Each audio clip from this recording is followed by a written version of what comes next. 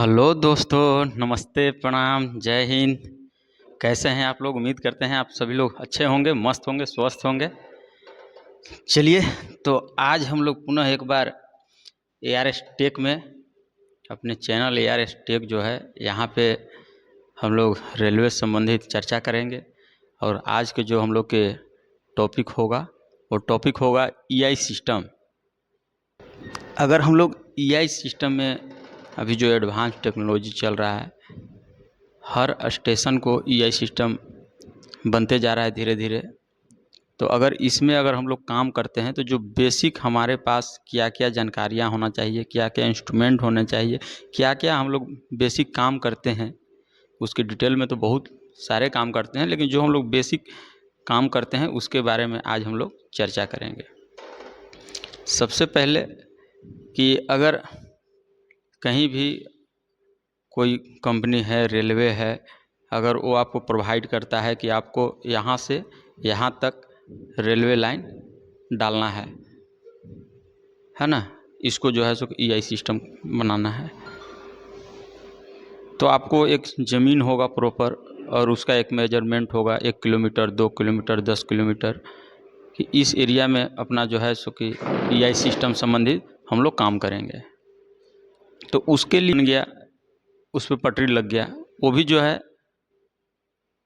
कि उसका भी जो बेड और पटरी लगता है उसके लिए भी ESP तैयार होता है, उसी के अकॉर्डिंग काम होता है। तो सबसे पहले एक ESP होता है, या उसी को आप SIP बोल सकते हैं, मतलब सिग्नलिंग इंटरलॉकिंग प्लान, SIP या ESP, इंजीनियरिंग स्केल प्लान।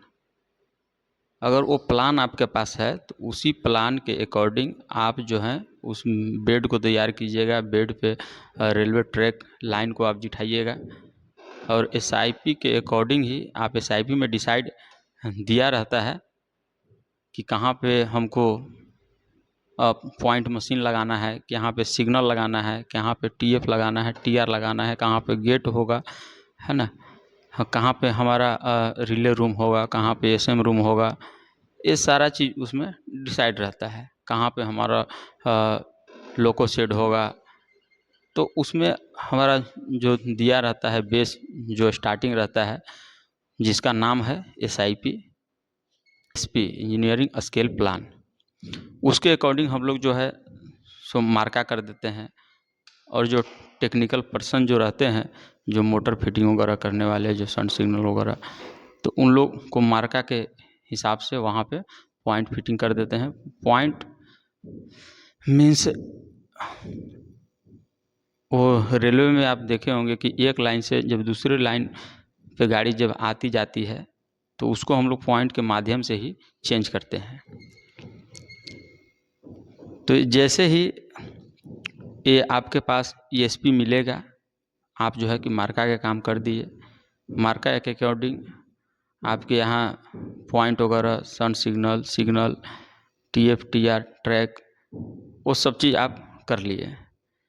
इसके बाद सेकेंड आपको आना चाहिए केबल कोरेज प्लानिंग, एक होता है ना, कि आप उस प्लानिंग के हिसाब से जो केबल कोरेज प्लानिंग आएगा, आपको उस प्लानिंग में दिया रहेगा कि कहाँ पे कितना केबल लेके जाना है और कहाँ पे क्या क्या उपयोग होंगे। उस प्लानिंग के हिसाब से आपको फिर केबल लेइंग करना है। तो केबल लेइंग हम लोग करने से पहले ही जैसे ही मोटर पॉइंट फिट हुआ उसी के हिसाब से हम लोग लोकेशन बक्सा, है ना, लोकेशन का फाउंडेशन कर लेते हैं। और लोकेशन के फाउंडेशन मीन्स क्या हुआ कि आपको अगर एक पॉइंट है, वहीं बगल में सिग्नल है, वहीं बगल में आपका TF है, TR है, तो आपको खुद से कॉमन सेंस से आपको डिसाइड करना होगा कि हम इसके बीच में कहाँ पे अपना लोकेशन डालें कि जो अपना टेल केबल हो, कम से कम केबल यूज हो। तो उसको आप देख करके डिसाइड कर लीजिए। इसके बाद आप अपना जो है अपना फाउंडेशन कर दिए, लोकेशन फाउंडेशन हो गया, लोकेशन को आप आरेक्शन कर दिए। इसके बाद आता है केबल लेइंग। अब आप केबल लेइंग कहाँ से कहाँ तक करेंगे?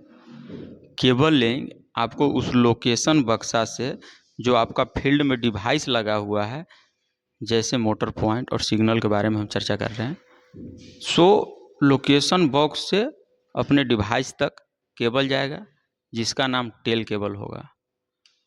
और ये केबल आएगा भी तो कहीं से, तो अपना रिले रूम जो होता है वहाँ पे बगल में आईएसपी रूम रहता है, एसएम रूम रहता है, बैटरी रूम होता है, डीजी रूम होता है, लेकिन जो रिले रूम होता है वहाँ पे एक सीटीआर रहता है अपना।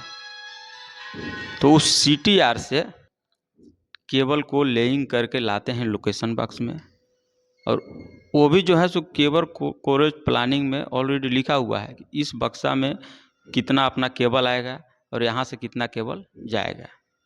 और फिर टर्मिनेशन करना बहुत तमाम तरह की प्रक्रिया, वो प्रॉपर वायरमैन जो होते हैं उन लोग को विशेष जानकारी है इसके बारे में। तो वहाँ पे अपना लोकेशन के अंदर में वायरिंग कंप्लीट हो गया। तो वही वायरिंग कंप्लीट होने के बाद एक बनता है लोकेशन पार्टिकुलर, वो भी पेपर प्रोजेक्ट है, लोकेशन पार्टिकुलर, जिससे हम लोग डिसाइड कर पाते हैं कि इस लोकेशन में कितने केबल आए हैं और केबल के अंदर में कौन कौन सा कोर का यूज हो चुका है और कौन कौन सा कोर अभी खाली है। भविष्य में कभी अगर हमारा कोर फेल हो जाता है तो आप उस लोकेशन पार्टिकुलर के हिसाब से आप फिर से केबल आप चेंज कर सकते हैं। सेम उसी तरह से जैसे लोकेशन का हम पार्टिकुलर बनाए हैं, उसी तरह से सीटीआर का भी डिटेल हम लोग इकट्ठा करते हैं, जिसको हम लोग सीटीआर डिटेल बोलते हैं। उसका भी पार्टिकुलर टाइप से बना करके रखेंगे। सेम उसी तरह से अपना मोटर पॉइंट का होना चाहिए, सिग्नल का होना चाहिए, हर किसी का एक पार्टिकुलर आपके पास पेपर प्रोजेक्ट होना चाहिए, ताकि पता चले कि कौन सा केबल कहाँ से आया है, कौन कौन सा कोर किस किस में इस्तेमाल हुआ है और कौन कौन सा कोर अभी स्पेयर पार्ट में है। कल के डेट में ख़राब हो जाए तो उसको तुरंत हम लोग वहाँ पे इस्तेमाल कर लेंगे। ईएसपी से ही डिसाइड होता है अपना एलसी गेट का, यह भी एक महत्वपूर्ण पार्ट है।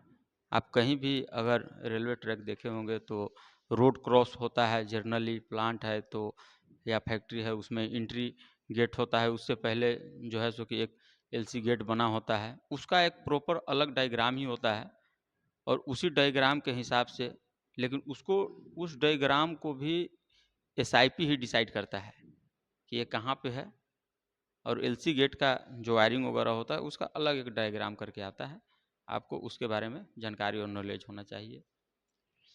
जो अपना ट्रैक जिस समय लगता है तो लगने के बाद एसआईपी में ही दिया रहता है कि आपका इंटरफेस सर्किट कैसा होगा, आपका डीसी ट्रैक सर्किट कैसा होगा और ट्रैक बॉन्डिंग कैसा होगा, जिसमें हम लोग देखते हैं ना कि ए लाइन निगेटिव है, ए लाइन पॉजिटिव है ना। डीसी ट्रैक सर्किट में आप लोग देखे होंगे कि टीएफ है, उसका सेकेंड इंड में टीआर है, कितना हम लोग फीड देना है, जो हम लोग डीसी 0.6 वोल्ट जो हम लोग चर्चा करते हैं, तो ये सब चीज़ उसमें दिया रहता है। और फाइनली जब पूरा कंप्लीट हो गया, सिमुलेशन हो चुका, सिमुलेशन टेस्टिंग कंप्लीट होने के बाद जब हैंड ओवर करते हैं तो हर स्टेशन में एक आरसीसी बुक रखा रहता है। RCC means route control chart.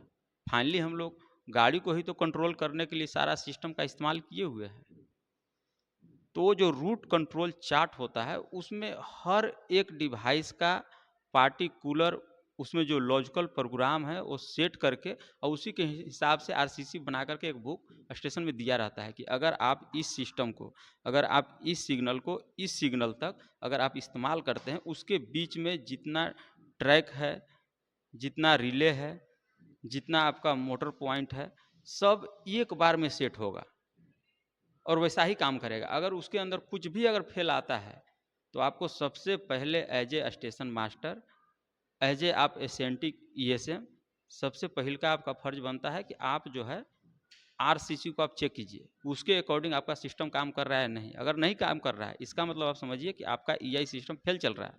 आपको उसको देखने का ज़रूरत है। तो इन तमाम प्रक्रिया से होकर के हमारा जो है कि आज के जो एडवांस सिस्टम है एआई सिस्टम, वो भी काम कर रहा है। इससे भी एक अभी नया सिस्टम अभी चल रहा है, जिसका यहाँ इंडिया में नहीं अभी लॉन्च हुआ है, जापान उपान में चल रहा है।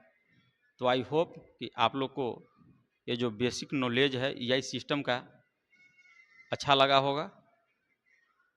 और अगर इस सिस्टम के बारे में कुछ विशेष टॉपिक पे अगर आप लोग जानकारी चाहते हैं तो आप लोग कमेंट करके बताएंगे, हम इस पे सीखने और सिखाने का प्रयास करेंगे। तब तक के लिए इतना ही, फिर मिलते हैं नेक्स्ट वीडियो में। जय हिंद।